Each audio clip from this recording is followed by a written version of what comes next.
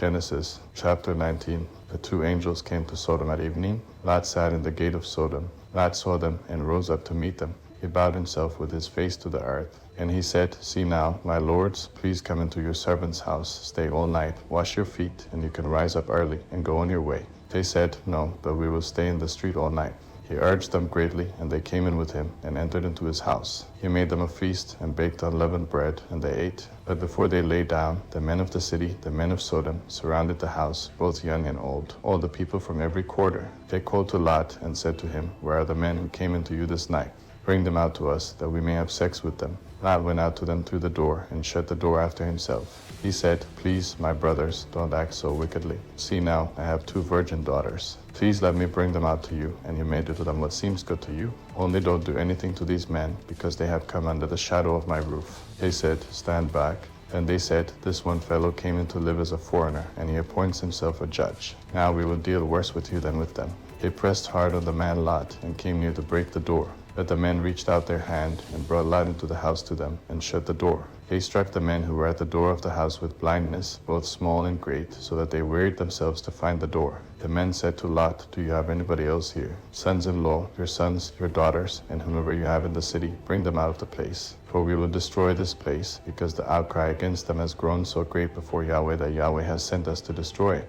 Lot went out and spoke to his sons-in-law, who were pledged to marry his daughters, and said, "Get up, get out of this place, for Yahweh will destroy the city." But he seemed to his sons-in-law to be joking. When the morning came, then the angels hurried Lot, saying, "Get up, take your wife and your 2 daughters who are here, lest you be consumed in the iniquity of the city." But he lingered, and the men grabbed his hand, his wife's hand, and his 2 daughters' hands, Yahweh being merciful to him. And they took him out, and set him outside of the city. It came to pass, when they had taken them out, that he said, "Escape for your life. Don't look behind you, and don't stay anywhere in the plain. Escape to the mountains, lest you be consumed." Lot said to them, "Oh, not so, my lord. See now, your servant has found favor in your sight, and you have magnified your loving kindness, which you have shown to me in saving my life. I can't escape to the mountain, lest evil overtake me, and I die. See now, this city is near to flee to, and it is a little one. Oh, let me escape there, and my soul will live." He said to him, "Behold, I have granted your request concerning this thing also, that I will not overthrow the city of which you have spoken. Hurry, escape there, for I can't do anything until you get there." Therefore the name of the city was called Zoar. The sun had risen on the earth when Lot came to Zoar. Then Yahweh rained on Sodom and on Gomorrah sulfur and fire from Yahweh out of the sky. He overthrew those cities, all the plain, all the inhabitants of the cities, and that which grew on the ground. But Lot's wife looked back from behind him, and she became a pillar of salt. Abraham went up early in the morning to the place where he had stood before Yahweh.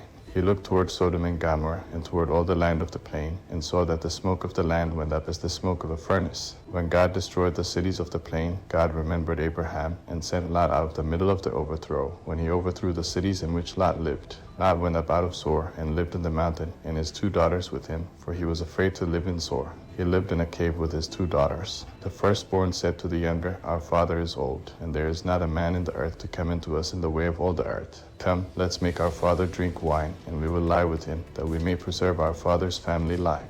They made their father drink wine that night, and the firstborn went in and lay with her father. He didn't know when she lay down, nor when she arose. It came to pass on the next day that the firstborn said to the younger, "Behold, I lay last night with my father. Let's make him drink wine again tonight. You go in and lie with him, that we may preserve our father's family line." They made their father drink wine that night also. The younger went and lay with him. He didn't know when she lay down, nor when she got up. Thus both of Lot's daughters were with child by their father. The firstborn bore a son, and named him Moab. He is the father of the Moabites to this day. The younger also bore a son, and called his name Ben-Ammi. He is the father of the children of Ammon to this day.